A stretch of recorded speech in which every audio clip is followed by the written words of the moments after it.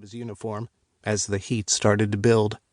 Liam's eyes nearly crossed as he, for the fourth time, studied the tritransitive structure of Rownt verbs. Verbs conjugated according to who performed an action, on whom the action was performed, the object involved, and the attitude intended by the doer. But no matter how much Liam cared about the proper conjugation of verbs, his attention span had a limit. For a time he tried pacing the trading plaza and watching the few Rownt who wandered this far from the center of town.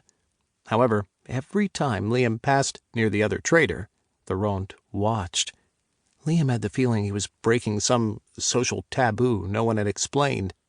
Craig had given him very little information on correct behavior, just issuing vague promises that the Rownt seemed fairly hard to offend.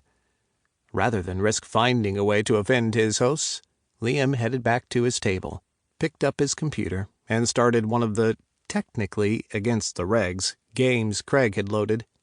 For a while he amused himself with the simple matching game that required him to figure out codes on a security system before cops showed up to arrest his game character. Liam wondered what Rownt would think of the game, but he had no way to know. Liam looked up when a new Rownt stepped into the plaza. He was smaller than most of the aliens, but he was still taller than the average human being.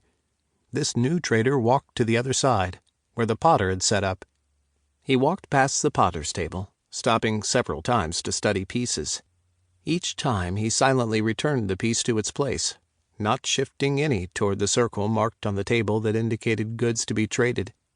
After the new Rownt examined, or at least touched, every single pot, he headed for Liam's table. The first time a Rownt had walked toward him, Liam had felt a cold and panicky sort of fear. They were huge. If a Rownt decided to lose his temper, he could break Liam into tiny, bloody pieces. However, in the time Liam had been coming to the trading plaza, he had never seen a Rownt show the least bit of emotion. So the fear had faded into a softer sort of wariness. He kept track of the Rownt near him, but he had stopped expecting an attack. He also didn't expect a trade. 3 other Rownt had come and looked at Liam's wares before buying pots. Liam had asked Lieutenant Spooner to request text goods, but Liam still had copper boxes on his table. This new trader picked up the small text page Liam had set out. Formal trading precluded speaking, so Liam had typed a short explanation of the types of metal and the processes used to create the decoration. Every trader who came to the plaza gravitated to the text. They studied it so intently that Liam got the feeling they regretted leaving it behind. One trader had even put the page into the trading circle, but Liam had been so shocked he had failed to react, and the trader had left. The informational text definitely got more interest than the actual bowls. This new trader headed for the corner of Liam's table, where a particularly large copper box stood, and his trajectory brought him uncomfortably close. Liam tried to stand his ground, but at the last second he flinched back. His hip hit the table, and he blurted out a sharp, "Fuck," as copper tumbled to the tile floor. Immediately he froze.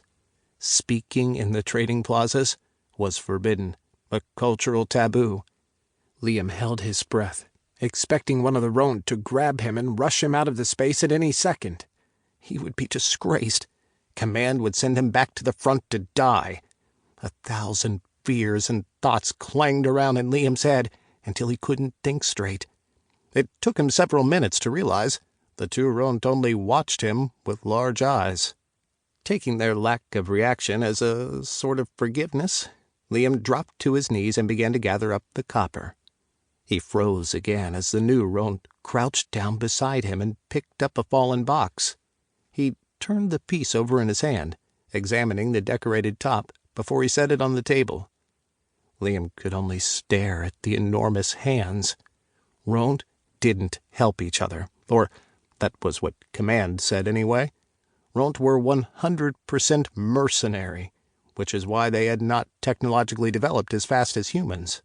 They had solar panels and a power grid, and clearly they could refine metals since that was Liam's main job, obtaining ship-grade metals. However, they were still largely aggressive.